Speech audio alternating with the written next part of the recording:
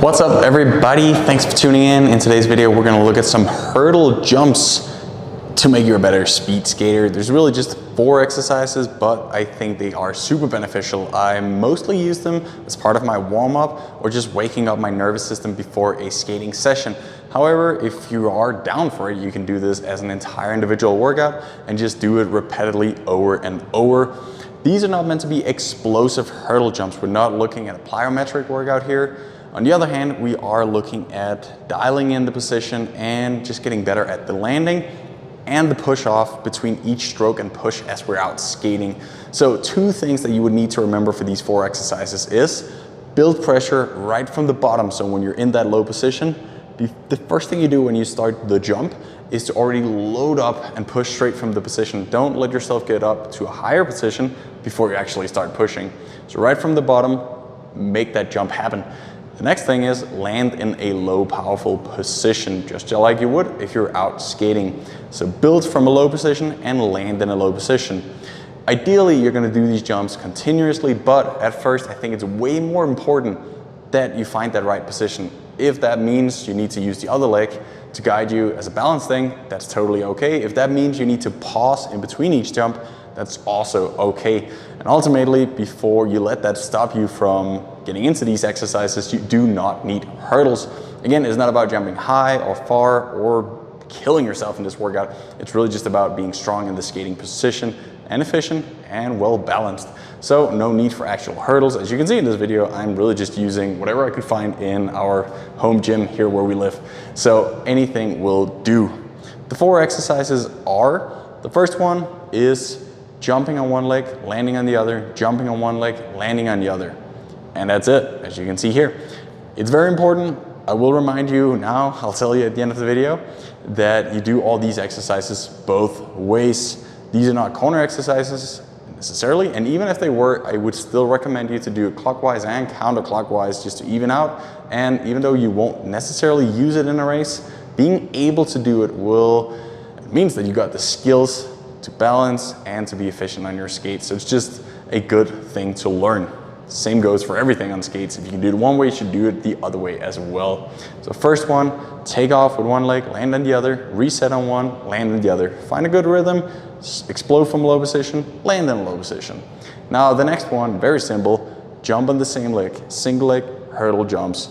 And that one should be pretty straightforward. You can use the arm movement if you feel comfortable, especially if you're a distance skater like myself. Put your arms on the back, have them there, and see if you can do the same without bouncing up and down with the upper body. Now, next one, I personally find to be the most tricky exercise. If you're an inline skater, this one is golden. It's really the muscles and the balance, the stability, the position that you need to figure out and be comfortable in if you want to do a double push and push underneath yourself.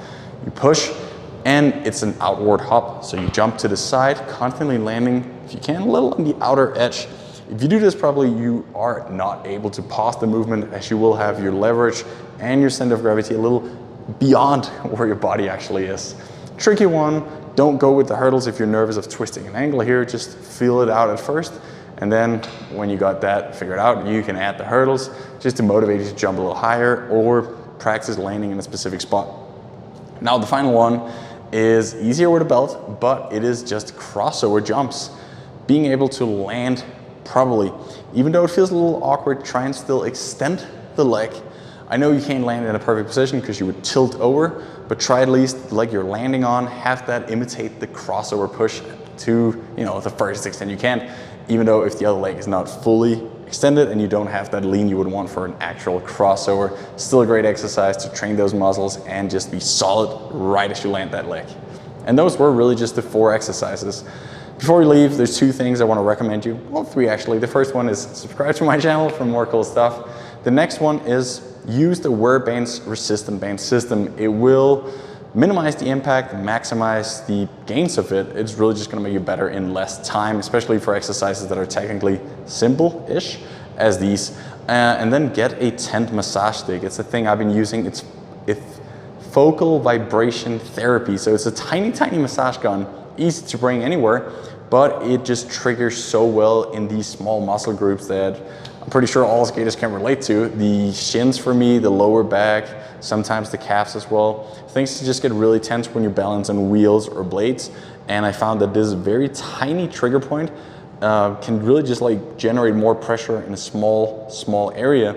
And for me, that's been honestly a really big game changer. So I'm gonna leave links for these two things. I asked them for some discount codes, so you are gonna save some money if you use those links.